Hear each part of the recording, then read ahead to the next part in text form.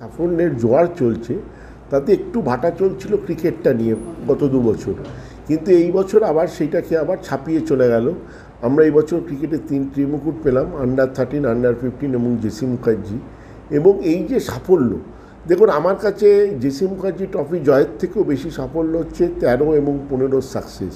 কেন, junior player যদি আমরা না তৈরি করতে পারি, তাহলে আমরা সিনিয়রে বাংলাকে কোথার থেকে প্লেয়ার দেবো? তো এইটা একটা বড় সাফল্য মোহনবাগান। আমরা জুনিয়রদের নিয়ে খুবই আশাবাদী। আমরা একাডেমিরও চালু করেছি, নানা জায়গায় একাডেমি চলে, মোহনবাগান মাঠেও আমরা যে ইনফ্রাস্ট্রাকচার আছে ওখানেও চলে।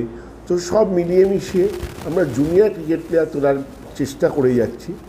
এবং এই বছরের এই ত্রিমুকুট সাফল্যতে মোহনবাগানের যে 4টে ডিসিপ্লিন আমরা খেলি, ক্রিকেট, ফুটবল, হকি এবং অ্যাথলেটিক, সবেতেই সাফল্যের জোয়ার এসছে।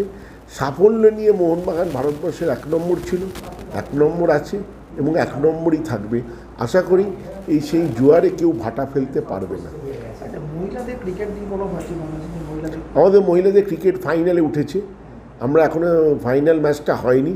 মহিলাদের এবছর আমরা নিজেরা ক্রিকেট টিম বানিয়েছি। গত বছর যে সিস্টেমটা ছিল, সিএবি টিম বানিয়ে আমাদেরকে দিয়ে দিত, কিন্তু এবছর আমরা নিজেরা চুজ করে বানিয়েছি। আমাদের ক্রিকেট টিমও, মহিলাদের ক্রিকেট টিম, নিজস্ব ক্রিকেট টিম অত্যন্ত ভালো হয়েছে।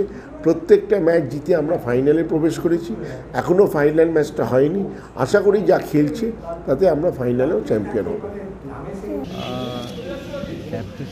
ক্যাপ্টেন তো আমি নেই, ক্যাপ্টেন তো অন্য কেন, বাট বহুত হার্ডওয়ার্ক করেছি আমরা। ওয়ান ডেতে ব্যাড লাক হেরে গেছি, ডেজে ব্যাড লাক হেরে গেছি, মানে একটা ভালো পার্টনারশিপ চলছিল, তারপর পরপর 2-3 উইকেট পড়ে গেছে, তারপর হয়তো হেরে গেছি। তারপর একটাই লাস্ট আমাদের কাছে জেসি মুখার্জি, মানে একটা প্রাইডের ব্যাপার ছিল যে এটা না জিতলে আমাদের কাছে অন্য কিছু ছিল না।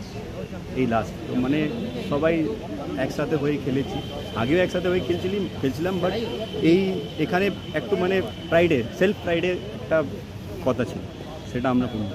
টিমের ছেলেদের কতটা এফোর্ট ছিল, কারণ অনেকেই যারা বেশ কিছুদিন ধরে মোহনবাগানে হয়ে খেলছে এবং কিছুদিন নতুনও যুক্ত হয়েছে, বহুত এফার্ট ছিল। হয়তো আমাদের পুরো টিম ছিল না, আমি মাঝখানে ইনজার্ড হয়ে গেছিলাম, অন্য ছেলেরা আরও মানে মেন ছেলেরা ইনজার্ড ছিল, তারপরেও আমরা কোয়ালিফাই করেছি আর এখানে অব্দি পৌঁছেছি। বহুত এফার্ট আছে কোচ বাবাদের। আর একটা বিষয় কি, মোহনবাগানের জার্সি পরে খেলে চ্যাম্পিয়ন হওয়া, এটা কতটা গর্ব?